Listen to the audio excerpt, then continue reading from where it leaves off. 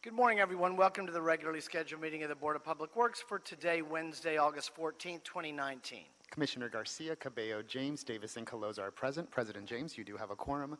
May we start with Bureau introductions, please, starting with Bureau of Street Services. Good morning, Tim Tyson, Bureau of Street Services, Streets LA. Good morning, Ron Lee, LA Sound. Good morning, Asad Al-Najjar, Bureau of Street Lighting. Good morning, Neil Drucker, Bureau of Engineering. Good morning, Sefi Wiles, Bureau of Contract Administration. Duff LaSalle, Assistant City Attorney.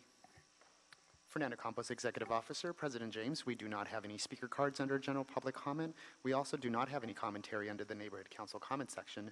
No speaker cards received for any of the items for today's agenda as well. Okay, thank you. Then we'll close general public comment as well as the Neighborhood Council category of commentary. A few housekeeping items. We have continuances for three of our items that have been requested. The first is a request from the City Attorney's Office and the Bureau of Street Services, Streets LA, to continue the tree removal item, agenda item number 8. So without objection, we'll continue agenda item number 8 from today, 1 week, to Wednesday, August 21st, 2019. Secondly, there's been a request to continue, and this is a request from the chair to continue number 9, sewer service charge appeal, until August 26, 2019. So that's so without objection, we'll continue number 9, that sewer service charge appeal for Mr. Macy to Monday, August 26, 2019. We may alter that date again, Dr. Campos, but that's the date that we gave them ahead of time, the other side. So let's leave that date intact for now. Yes. And then there's been a request by the City Attorney's Office to continue agenda item number 10, sewer service charge appeal for Ms. Bell, this one to Wednesday, August 28th, 2019. That's Wednesday, August 28th, 2019. Mr. President, on Wednesday, August 28th, that's the we do have a scheduled appeal that's going to take maybe an hour or two for this board to consider. So let's continue it to, then we need to continue it to September the 13th. That's the next available date.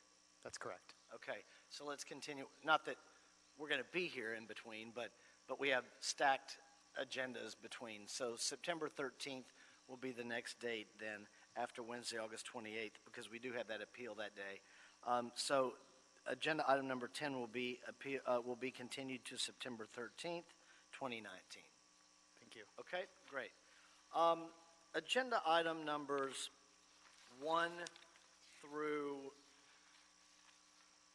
5 are assessment hearings for council districts 2, 5, and 14, all set for city council hearing on August 20th, 2019. Mr. Al-Najjar on agenda items 1 through 5. Good morning, Mr. President. Good morning, Commissioners. Items 1 through 5 pertain to lighting districts, which we are creating in conjunction with private development projects. The ballots were mailed on July 2nd, 2019, and must be received by the City Clerk Office by next Tuesday, August 20th, 2019, for the council hearing. We have not received any objections to date on items 1 through 5, and we are requesting for the board to adopt and forward items 1 through 5 forthwith to the City Council. Thank you. Thank you, sir. Any questions on 1 through 5? I'll make a motion that we adopt agenda items 1 through 5, seconded by Commissioner Garcia. Any objection? Without objection, we'll adopt agenda items 1 through 5. Any issues sending them forthwith? We'll send 1 through 5 forthwith. I was just reminded by our executive officer as well, there's been a request by the council office in Council District 14 to continue agenda item number 7 a couple more weeks to give the applicant time to go to the full Boyle Heights Neighborhood Council. I looked online. The next Boyle Heights Neighborhood Council meeting is August 28th. So that puts us over till September 4th, Wednesday, September 4th, for the above-ground facility request on Breed Street. So without objection, that agenda item number 7 will be continued to Wednesday, September 4th. Agenda item number 14 is a stop payment notice Sun State Equipment Company, LLC, has transmitted a stop payment notice in the amount of $116,813.37 for furnishing rental equipment in connection with the North San Fernando Road and North Avenue 19 project. The primary contractor for the project is Vito Artukovich and Sons Incorporated. Is there a second to my motion that we receive agenda item 14 forthwith by Commissioner Cabello? Any objection? Without objection, we will do so. Okay, we have a special presentation today, the President's Award for Excellence in Board Presentation that I will initially present, so give me just a moment.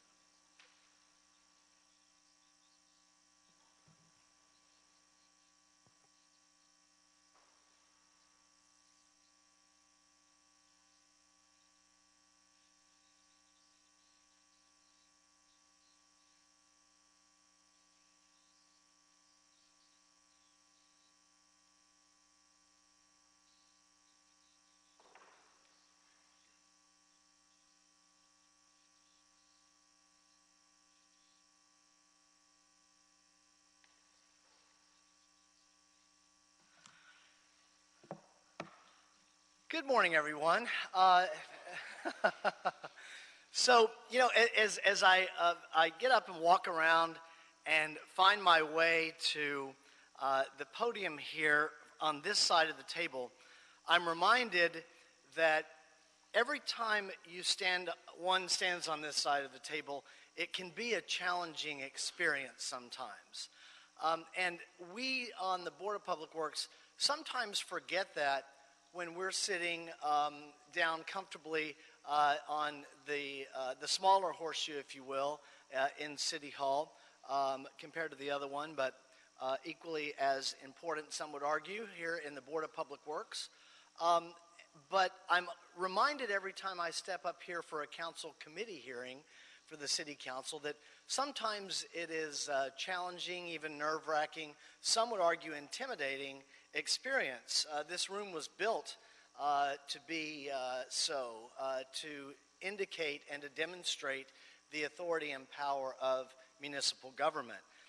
So some years ago, because of what in many ways can be a unique skill set and a special skill set to stand at this podium consistently over and over and over again and provide significant, important, impressive, accurate, detailed presentations, while at the same time taking questions from the five of us, which can on occasion be difficult questions, while at the same time having one or two members of a community organization or a council office or an attorney or a lobbyist who's taking a position different than the position you might be advocating in this position.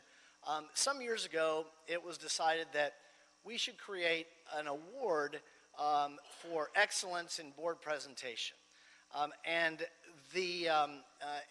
the time, the person on the Board of Public Works, while I think it benefits all five of us to have someone that excels in the presentation skills to the level that we're discussing, I think the person that it benefits the most is the person that's running the meeting, because which is the chair and the president of the board, whether he or she at the time is presiding over that meeting. When you have a presenter from one of our bureaus in the Department of Public Works that really is prepared and knows the answer to every question, is cool, calm, and collected, and doesn't wince under pressure, can handle the spotlight.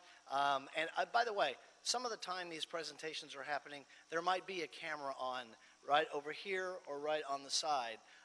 And we have so many people in our bureaus over the years that have been just incredible presenters that we really do need to catch up in a way with presenting these awards. We have done the President's Award for Excellence in Board Presentation kind of one a year, and I was just thinking about it this morning that maybe we want to do more than one a year. We have so many deserving people in our Department of Public Works. And I remember initially when we first did it a few years ago, and we were talking about what should go on the certificate, which I'll read in a moment, and what are there criteria or category. My response was, well, from where I sit, you know it when you see it.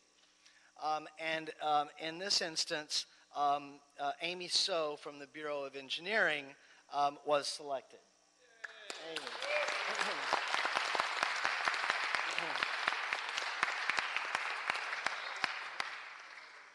Congratulations. So, those of you that have seen Amy's presentations over the years know that there is not a question or a scenario or a hypothetical that Amy So doesn't know the answer to. No matter what topic we're discovering or we're discussing in the Bureau of Engineering, she is prepared, she is cool, calm, and collected, and she knows the answer to not only our questions, but questions that might be posed by an opposing side or an opposing stakeholder member. So that's why Amy So was selected this year. And before we hear from our city engineer, as well as also maybe one or two other senior staff from the Bureau of Engineering, and I see that Amy brought some support with her this morning, which I'm going to guess, although I'm going to let her say it, that her preparation is a team effort, because I know how engineering works, of course, as do our other bureaus in public works. Let me read the certificate. Certificate of Recognition from the Board of Public Works, Amy M. So, 2019 President's Award for Excellence in Board Presentations. In recognition of your outstanding presentations to the Board of Public Works, your preparation, knowledge of the subject matter, speaking style, ability to answer questions from commissioners, ability to perform under pressure, ability to respond to issues and questions raised by opposing parties, such as community members and contractors, and your excellence in representing the Department of Public Works in a public setting all warrant recognition by our board.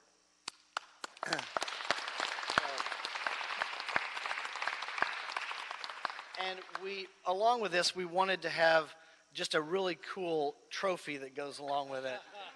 And so I would credit Dr. Campos. I think you were on the trophy committee, as well as a couple of other folks that were, that is the crystal microphone that goes along with this award. And it came in a fancy box, and I don't want to get my fingerprints all over it. But Amy, there you go. And we'll let our city engineer speak first, or do you want, okay? We'll have our city engineer, Gary Lee Moore. I'm intimidated. I mean, the way Commissioner James described the award, it so reflects Amy's abilities. I know to speak extremely slow and as brief as possible right now, because Amy, we're so proud of you. You know, you've worked for the city for about 14 years now, and your first 8 years were in 2 other departments. They're good departments. But we're so happy when you've come to us that you, in the 6 years you've been with us, and just a couple days ago, you became a senior engineer. 3 promotions, 6 years, unbelievable. So, yes. And Commissioner James said it, Mike Cirillo, our division manager of Environmental Engineering Division, will say it, and I'm going to say it. She's always prepared. When I'm in briefings with her, she's always prepared. And she also exudes that inner strength and passion for her job. And Amy, we are just so proud and so pleased that you've chosen to work with the Bureau of Engineering and want to work with the Bureau of Engineering. And that award is beautiful. And all that is about hard work, and hard work. So congratulations. And now I'd like to bring up Mike Cirillo, our division manager. Can you stand here with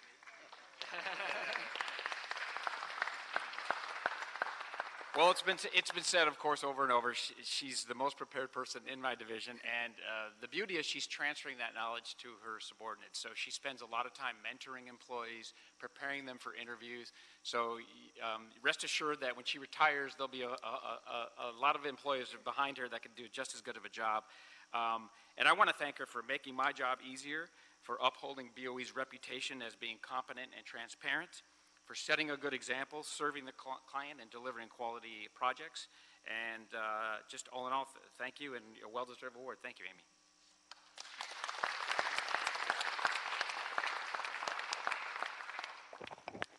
President James, I believe few commissioners want to make some remarks, so we'll start off with Commissioner Davis. Right. Thank you very much to President James and our Bureau Chief, Gary Lee Moore, our administration and Bureau of Engineering.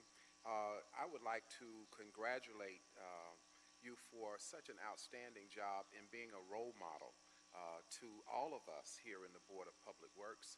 And we enjoy your presentation. And as President James says, it's really always an effort demonstrating excellence. And so I think that the proof of the pudding is all the support that you brought with you from the Bureau of Engineering that says very clearly of the great work and the role modeling that you have been doing. So I'm so proud of you, and I'm sure my colleagues are as well. And so we wish you many, many more outstanding presentations before this board. Thank you so much. Thank you, Commissioner Davis. Commissioner Garcia. Thank you, Vice President Cabello.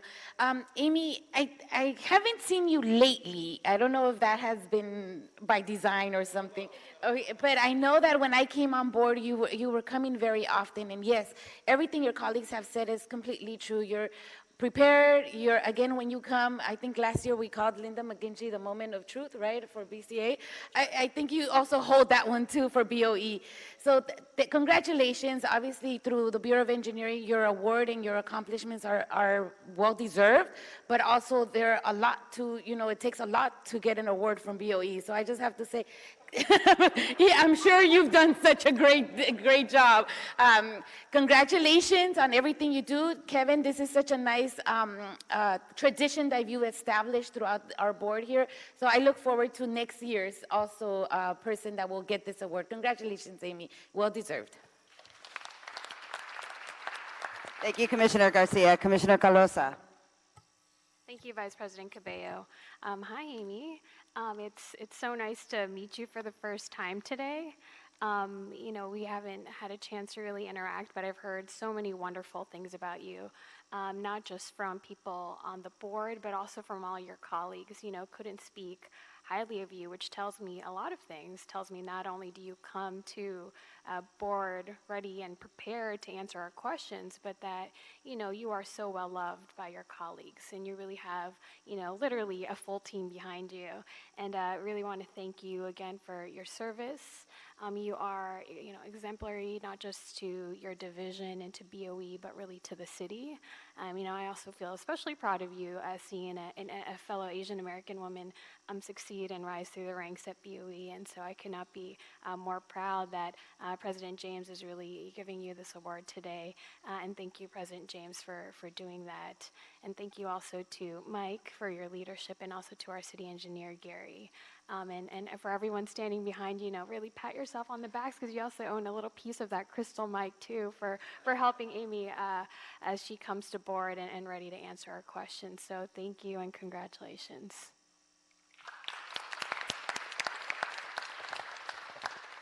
So, Ms. So, congratulations. Are those your parents behind you?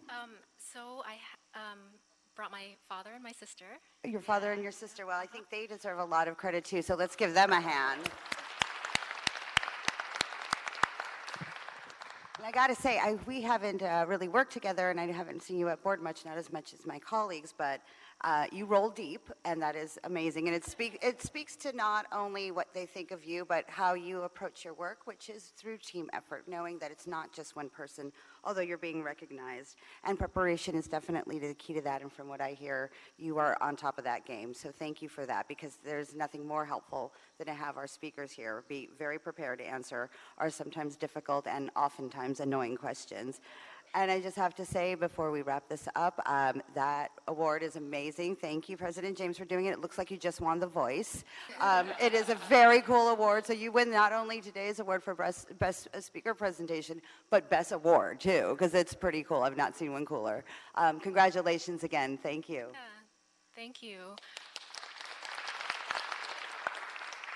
So, President James, I want to thank you. I am very honored to receive this award, and commissioners, thank you for your support and for your kind words.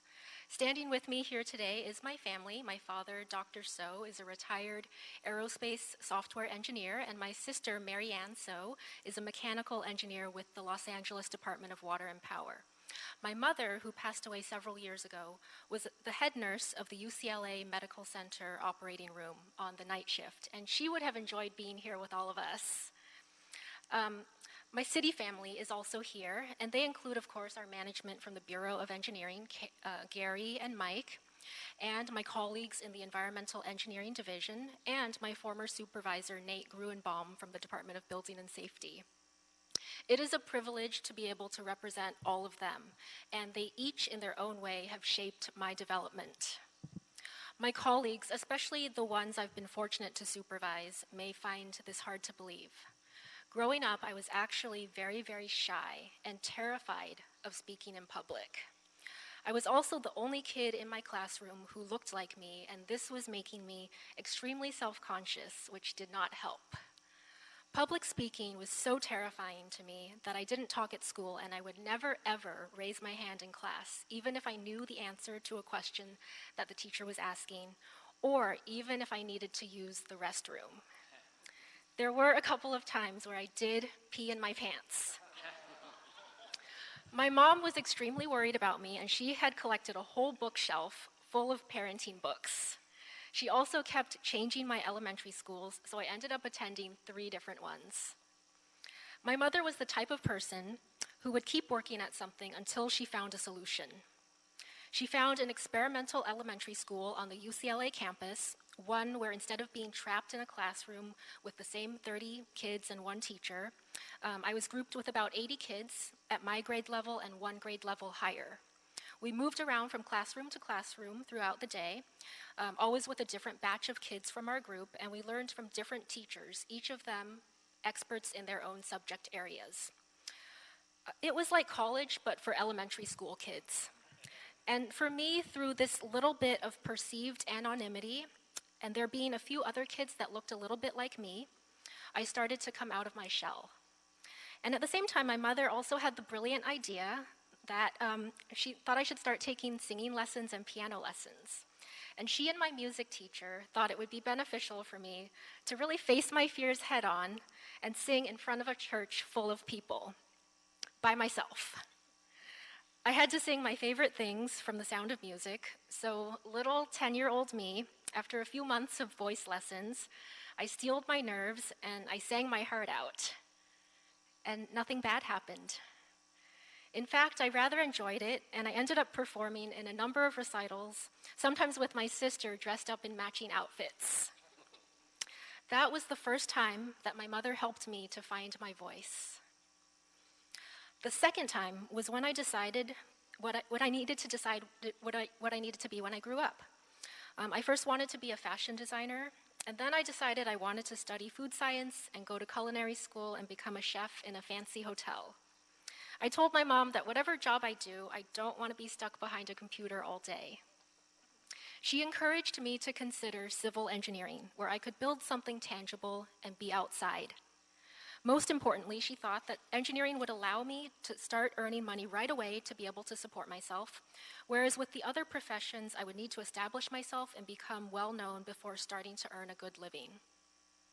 And she told me I could still sew clothing and cook as my hobbies. She started looking up course requirements for engineering and found that one of the basic requirements was speech. And she told me very matter-of-factly, Amy, if you're going to be an engineer, you need to learn how to give speeches. So she enrolled me at age 16 in Santa Monica College for summer school.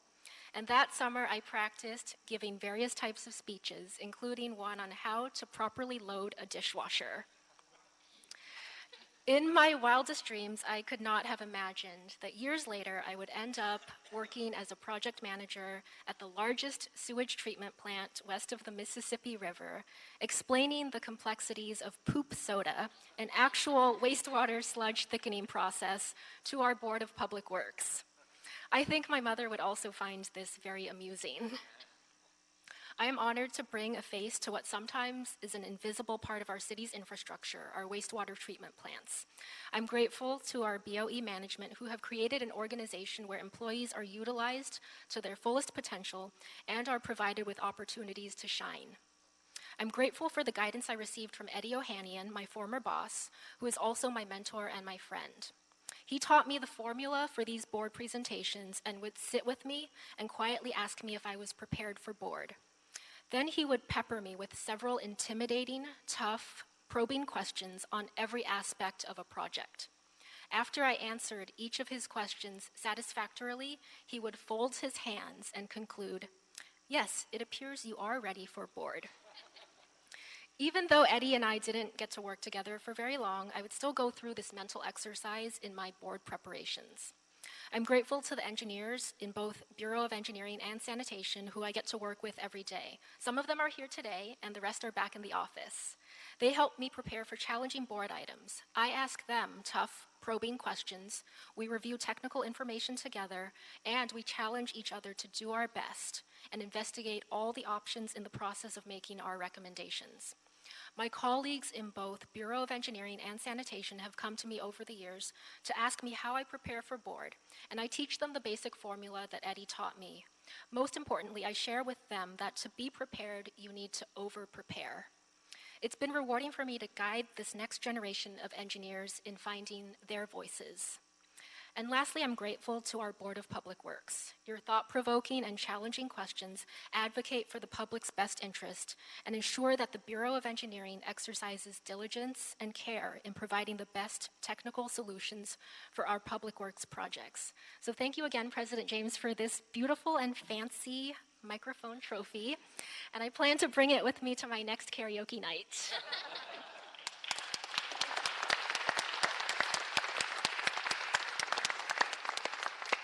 I rest my case. I think we want to take a minute to recess and take pictures in the back. Okay. So we'll do a quick recess, Dr. Campos.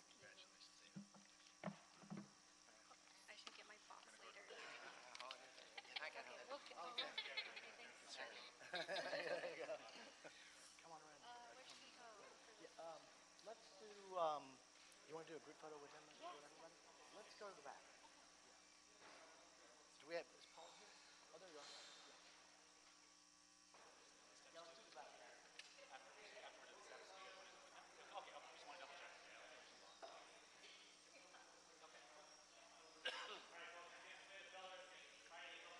Ahora, vente.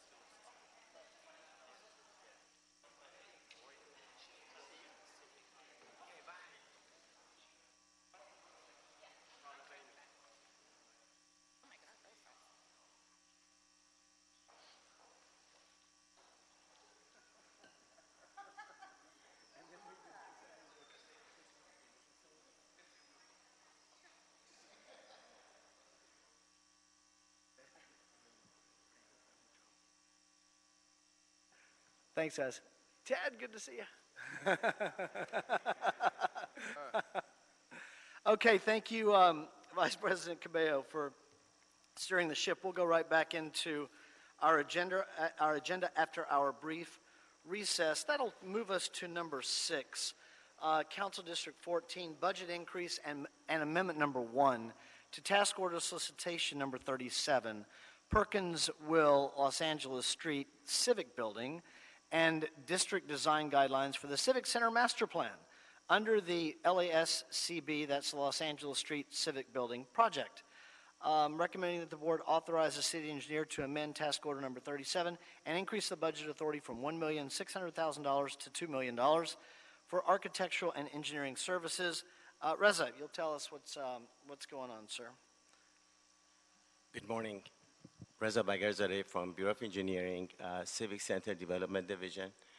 We're here to get your authority to increase our budget by $400,000 for the Los Angeles Street Civic Building. As you know, this is the first design, build, finance, operate, maintain project. Project is about a $2 billion project for its length of 30 years.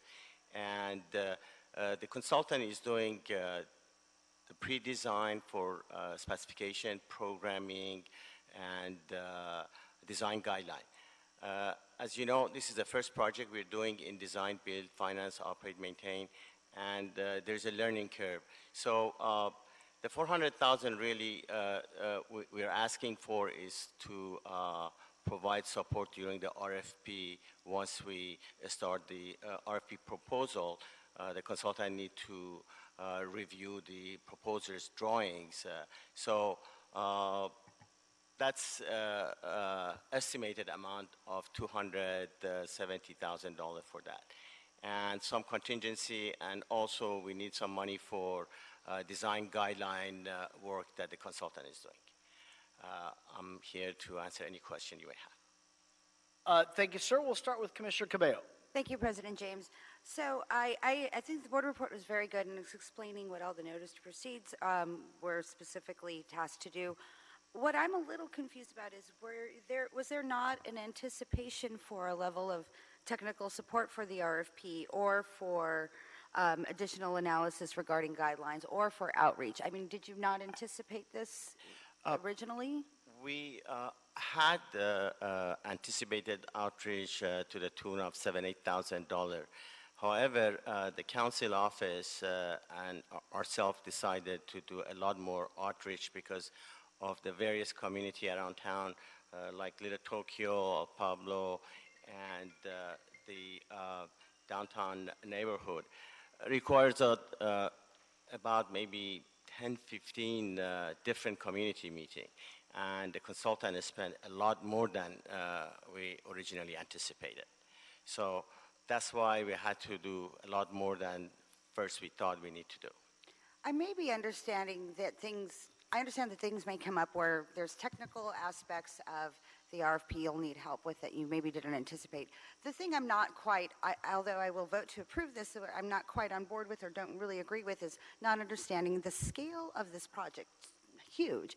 Of course you're going to have to do that outreach. That outreach has to be often and extensive. You have to go deep into communities and you have to go back time and time again. So I'm not quite thrilled that there is additional cost for the outreach when I think everybody knew the scale of the project and what that outreach would look like. So I just want to be noted on the record of saying I'm not happy about that. But, I understand the need for it to go ahead and proceed.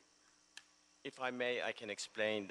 We had included design guideline as part of our project, and the design guideline for the Civic Center Master Plan required us to do massing and street designs and stuff, and that required the Little Tokyo wanted to do all of these work, so we had to go back and show them to see whether they like it or not. So the meetings just got extended, and as you may well know, the Little Tokyo community were really supportive of this project, so we tried to appease our community with our design guideline. That was really what it took, a lot more than we had anticipated. But that's the nature of outreach. That's called outreach. You have to build that in from the beginning. And anyone who's worked on outreach on any big development project or any project at all of any scale knows that it's not about going once or twice or paying lip service. It's going time and again and working with them to incorporate their feedback and their comments. So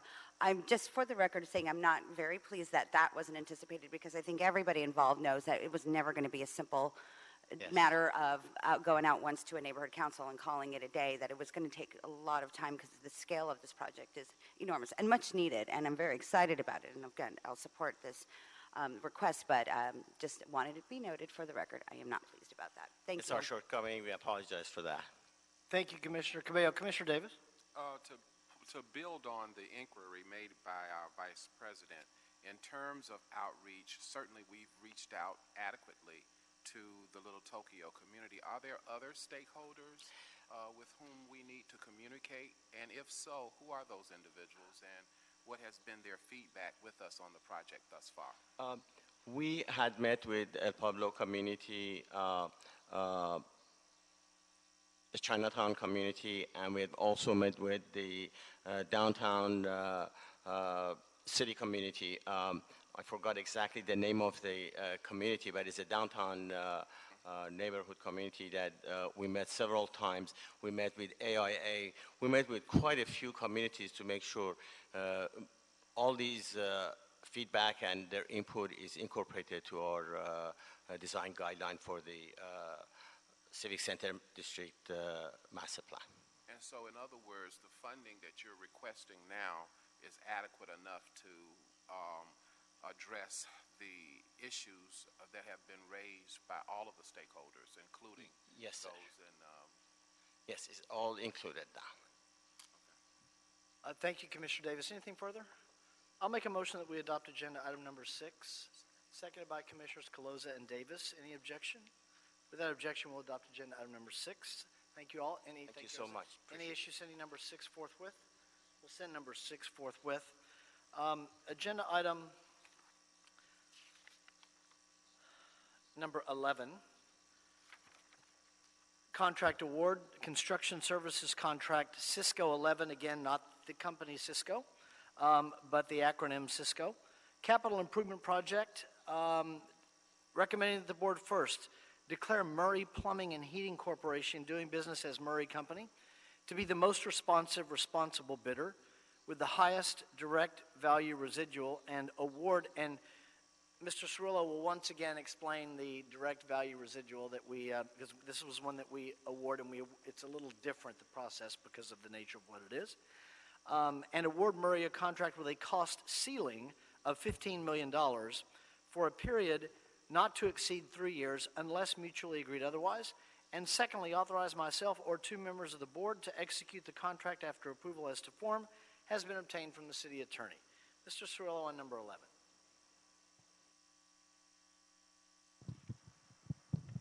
Good morning, Mike Cirillo with the Bureau of Engineering. Let me start out with a little background about Cisco and exactly what it's all about. As you see, we're on Cisco 11, so there's been 10 previous Cisco contracts that we've awarded. And Cisco is a very useful tool to do expedited urgent necessity work that's required by the Bureau of Sanitation. So, for example, our normal process would be to fully design a plans and specs and then go out to bid and award and then get a contractor on board. But that process can take 6 months, up to 6 months, to actually procure the services of a contract. So what we discovered years ago was when we needed to do something somewhat urgent, not emergency, because we do have an emergency on-call list for emergencies, but we needed to do urgent work, we needed to find a way to get a contractor on board quicker than that. And not go through the lengthy bid and award process. And again, we try to limit the ceiling for the Cisco projects. We try to keep them low, but in some cases they do go up because they still are urgent. But in any event, what happens is we bid Cisco at the outset, such as what you're seeing here, but there's really no work identified. All we're really asking for at this point is what's known as the direct value residual. So I have a copy of the bid form here. You can't see it, and I don't want to bore you with the details. But essentially, the contractor on this bid evaluation form starts with $15 million at the top and then starts writing in their markup percentages on this form. And when you actually do the multiplication formulas in this form, you end up with a bottom line number here. Now, contrary to like a bid and award job, you'll take the lowest bid. In this case, we take the highest bid, because what that says is, after I take out all my markups out of the 15 million, how much direct work am I giving you out of that 15 million? So if I give you 13 million instead of 12 million, that's better, right? Because I have lower markups. That's what that means. So that's how the direct value residual works. So what happens is, we award them a contract, but at this point, again, there's no specific scopes of work. And then at that point, we issue what's known as task work orders. So we do a quick design. Maybe it's a $250,000 valve replacement, a bunch of valves or a pump replacement. We do a quick design. We issue those plans and specs to Murray. They put together an estimate. We have a corresponding estimate on our side by our estimators. We sit down, we negotiate a final price with Murray, and then we award them a final task work order to proceed. So instead of taking 6 months, let's say, to get through the bid and award phase, we can do it in as little as a couple of weeks if the work is pretty straightforward. So that's how Cisco works, and it's proven to be a very successful tool, another tool in the toolbox, so to speak. And I want to put it in perspective. It sounds like a lot of money, 15 million over 3 years, which is 5 million a year. The annual CIP budget for wastewater is $330 million. So really, when you look at the ratio of Cisco work compared to normal traditional budget, the traditional budget, it's real. Yeah, it's tiny. It's tiny. So we got two bids, Murray and Myers and Son, and Murray was the highest DVR, so they were deemed I guess the lowest bidder, if you'd want to call it that. Murray was also a local LBE, a local business enterprise, but that didn't change the order of the bids, of course, because they were the highest DVR. They are pledging 8% MBE, 2% WBE, 15% SBE, 1% EBE, and 1% DVBE. And I'll close with just kind of saying that essentially any task work order that exceeds $150,000, you will see me here back at board under Cisco 11 asking for board's approval to authorize that work. Anything under $150,000 can be issued directly to Murray through the city engineer's authority. So I'll take any questions. Hey, thank you, Mr. Cirillo. So just a couple things. All of the Cisco construction service contracts 1 through 10 have been done through this process, correct? Yes. And the process, I'm going to guess, is 12 years old? Maybe not that old? Actually, it's a little bit older than that. I would say closer to 20 years old. Oh, okay. Yeah. In prior years, have we had more applicants to the process than we had this year with just the two? I'd say it varies between 2 and 5 firms would bid the project if I look back in history.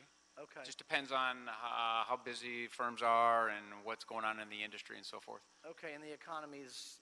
it's hot right now. Yeah, it's hot out there. Yeah. So I know that there's been some discussion about changing the acronym because we always, even this morning, I always have to explain so there's not confusion with the public that it's not a contract to a company called Cisco. That's right. But there could be some confusion as well, although as large as this is and as long as it's around, we kind of know who the players are that are going to bid. But there may be some new entrants to the market. I think there's any suggestion, we need to come up, I know we joked around with what we might call it later. Somebody came up with one that was Costco. I thought, well, that's not good either. That's going to create another set of confusion. More. But we'll knock that consider around a that for bit the next. and come up with a new one. I would like to have a new acronym by the time we get to number 12. Is that Sure. possible? Oh yeah, of course. Okay. Yeah, we're a few years away from 12. If we could, So, yeah. at least have a discussion of it at our board that indicates that we're not changing what we're doing or changing the process. We're just giving it a name that's less confusing. Right. Okay. Any other questions? Commissioner Davis. So our implementation of direct value residual is something that we are using on all of the Cisco contracts? Yes. So it is Every something Cisco's been bid that way. And as a result of our direct value residuals, these projects are funded as local funded projects, or are there federal funds involved? Then there's no federal funds. It's So these are locally funded SCM funding. projects. And so therefore we have a minority subcontracting minimum on the project, is that right? We have a minimum self-perform and a minimum sub percentage. What was the second, a minimum sub So, yeah, percentage? they have to sub out a certain percentage and they have to self-perform a certain percentage. And then we have anticipated goals for the various BIP categories in here. Okay, wonderful. And so we found those tools to be helpful in terms of resulting in inclusion of local businesses and small businesses. That's right. And we've been lucky in some cases to have diversity as a result of that. I know that this particular contract certainly has resulted in that.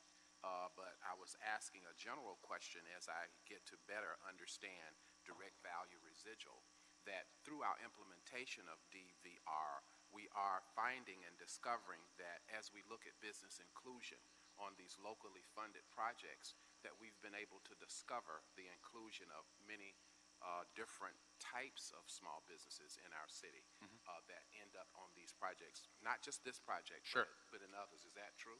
Yes, yeah, I come here every quarter, if you recall, and I give an update on Cisco, Cisco 10, and now it'll be Cisco 11 as well. And we break down all the actual numbers versus anticipated numbers in each of the 5 categories, and we're finding that Cisco's doing fairly well in those categories. Yes, and I'm very pleased to see the results of what we've been able to achieve in this particular one, and I just had to ask the question in terms of the implementation of DVR in terms of its application to others as well. This one I think is wonderful, and I know we can't always say who is going to be the subcontractor with the skill to match us on a specific job, but we do know that our goal and our anticipation and our vision is what we've been able to achieve here. So as we do DVR, which obviously is of value to prime contractors, I am certainly encouraged that the subcontractors also will be equally included in the work that we're doing in these Cisco contracts. So thank you for that. You're welcome. Thank you, Commissioner Davis. Commissioner Cabello. Thank you, President James. Just for clarification and for the record, the way the contractors are chosen, there's not a bench like they are, or is there a bench like the way we have for on-call with our emergency on-call projects, et Yeah, cetera? no, so this isn't a list of, usually the on-call is like we generate a list Yeah, of contractors right. and then we draw off that list for work. This is only going to be Murray, and we established that based on this DVR formula that we bid out. So it's not a list of Cisco contractors. So you bid out on a project-by-project basis? We bid out the DVR. We You bid bid out the DVR, so there's not, well, but anybody was allowed to bid this. It went out on Bavin how often does that happen? every 3 years, roughly. Okay, so it's not like the list, but it's kind of the same concept. Yeah, I guess it's. I just consider a list more of like multiple firms, where this is just a contract with one firm. Got it. Okay, very good.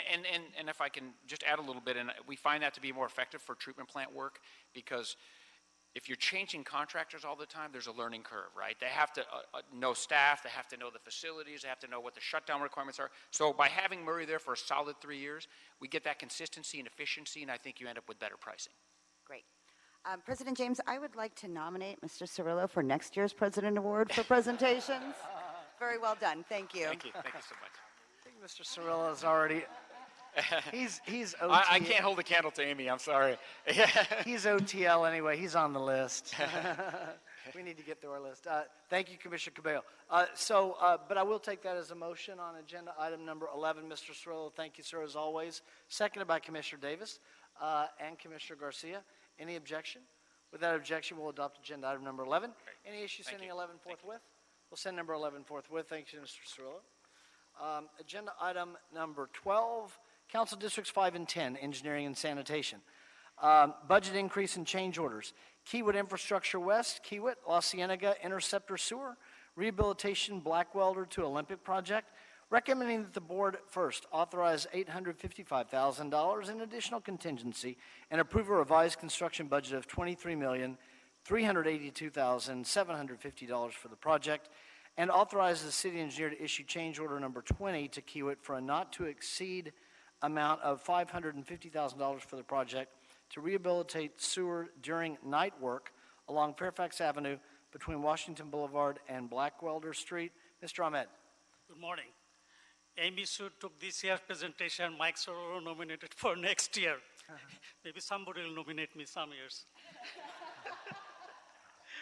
My name is Iftikhar Ahmed. I'm from Bureau of Engineering with Wastewater Conveyance Construction Division. I'm here to present La Cienega Interceptor Sewer Project, which is in Council District 5 and 10. This large interceptor sewer is over 2 miles long, which is about 12,000 feet, and runs along the edge, from the edge of city of Beverly Hills, along La Cienega, Fairfax, Washington Boulevard, and ends near city of Culver City. It's a long distance. Project is currently in construction, and the change order number 20 requires board approval because it exceeds city engineer's authority of $100,000.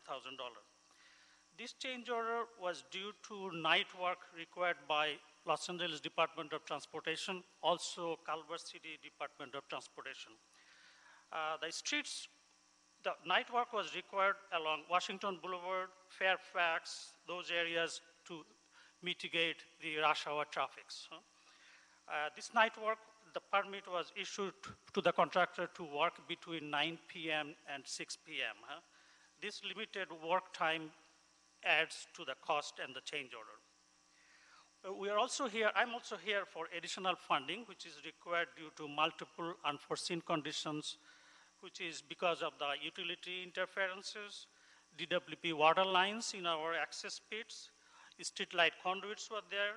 Also, LADOT required additional signage and traffic striping to make the traffic at ease. There is no impact to the general fund. The funding for this additional cost will be provided from sewer capital and maintenance fund. Thank you. And I'm here for questions if you have any. Yes, thank you, Commissioner Cabello. Thank you. I'm very chatty today, so I apologize to my colleagues. Just very quickly for the record, the night work is also due to the fact that Culver City wouldn't allow work to proceed during the day. Is that correct? So we didn't really have that much of a choice. Right. And there was additional mitigating measures at the noises during night work, so that's justifying the increase, correct? Correct, Commissioner. Okay, thank you. I just wanted that stated for the record. Appreciate it. Thank you. Commissioner Garcia. Thank you, President James.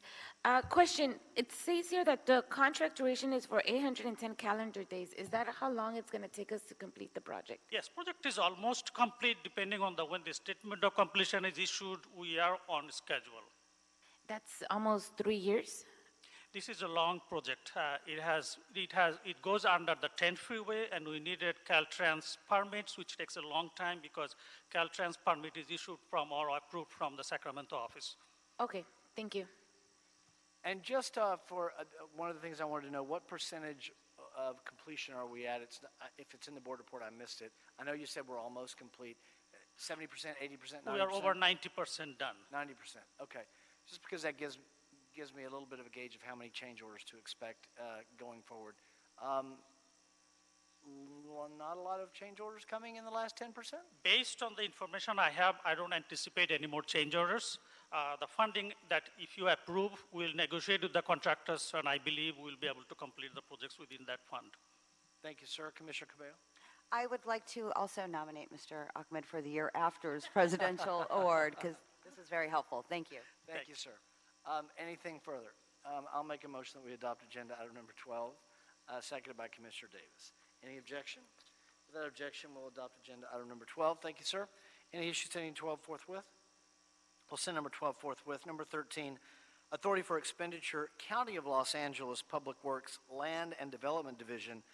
The Bureau of Engineering and Office of Accounting requesting board approval and execution of authority for expenditure in the amount of $30,000 for services associated with reviewing the 60% plans and 90% plans for the Los Angeles Riverway, San Fernando Valley completion, Van Alden to Balboa, and it looks like we're going to have an amendment from Mr. Drucker.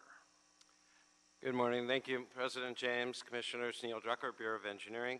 First of all, I'd like to ask if it's possible that you also adopt a motion that would make Mr. Cerullo, Ms. So, and Mr. Ahmed our speakers for all Bureau of Engineering items henceforth.